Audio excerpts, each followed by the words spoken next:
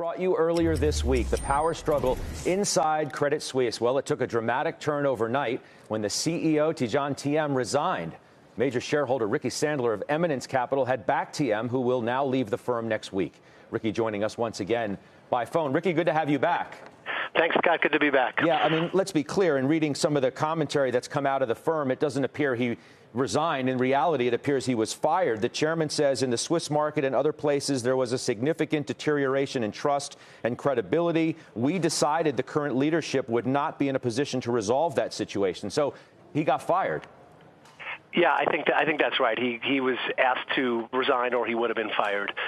This is a board that made a terrible decision based on what they believed to be the perception in a sensationalized Swiss media world. The broader perspective on the firm and on Tidjane is terrific, and you can look at their glowing remarks about Tidjane on his exit, and frankly that there was nothing else here as proof that he was, essentially just a sacrificial lamb to save the board's reputation. So what do you do now? You had talked the other day when you were on with us about things you were considering, maybe calling a special meeting. You clearly had backed Tidjane.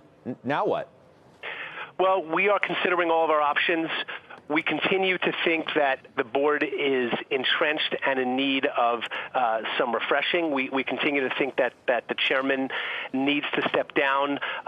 He has commented and committed that he will be stepping down next year. That possibly might need to happen sooner, but we're considering all of our options at this point, and I can't really say anything else. But is it fair to say that, I mean, would you come forward with a slate of board members that you would like to be added and then go for a full-blown proxy fight to try and win that? I don't know that I would do that. At this point, we're just keeping our options open and doing some of our own diligence and work on the legal and governance side to at least consider what the best option and path would be for us. Generally speaking, running board slates is not what we like to do. Generally speaking, being a public activist is not what we like to do. We work with our companies. We're very constructive. In fact, this is a case where we came out defending the CEO.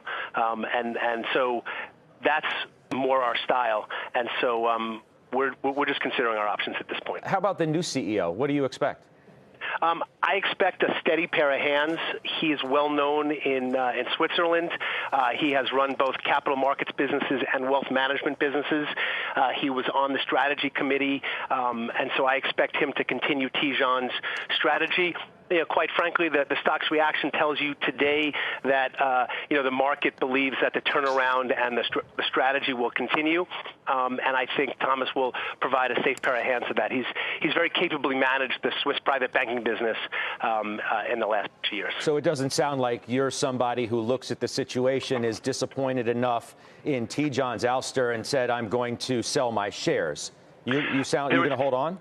There is too much value here. This is an incredibly valuable franchise that's moving in the right direction, and selling my shares now would not be the right thing to do. I don't think that we put the company in the hands of an incapable manager. I just think the board made a very suboptimal decision here, perhaps with their own agenda, perhaps entrenching themselves and kind of spitting in the face of shareholders and in good corporate governance. Are you talking with Harris Associates, the largest shareholder, 8.5%, Dave Harrow over there?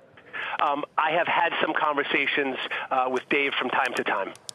Okay, let me move on. I know you have to run in a minute, but I didn't realize it the other day when we spoke and we went through some stock positions. You have a position in a stock that's surging today, and that's Pinterest. Is that right? That's correct. Why Pinterest and when? We started buying Pinterest late last year. This was an IPO early in 2019, a bit of a high-flying IPO that came crashing down late last year to, frankly, below its IPO price. We think the core fundamentals at Pinterest, the core value, is tremendous. As referenced by their 335 million global users that are still growing at 25%. So monthly active users over 300 million, growing 25%.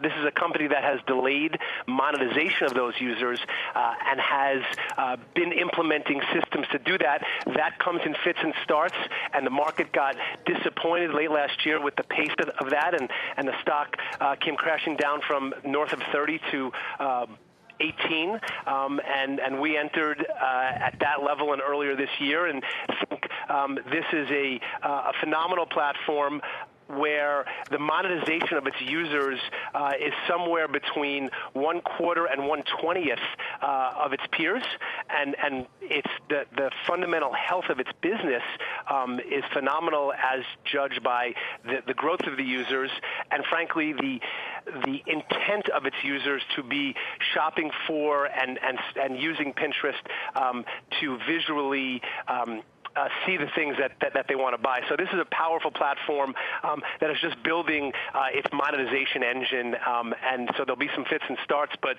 there is significant value here. One heck of a gain today, obviously. When you were with us the other day, you spoke of a bifurcated market. We mentioned sort of Tesla on one side as representative of these speculative stocks, or this mania, as you described it, and then the other side, these real value plays. I'm guessing you're fitting this one into the right side of the market, if you will. Yeah, I think it was certainly as of year end left for uninteresting and unexciting and not making it into the fashion show as it will. And I think that's the thing about this market. It's not just statistically cheap stocks like Capri that trade at 5 or 6 times earnings that are interesting. There are real growth companies that at points in time get left for dead, and so creates real opportunity for investors that take a longer term approach. Understood. Ricky, we appreciate the time once again. We'll talk to you again soon.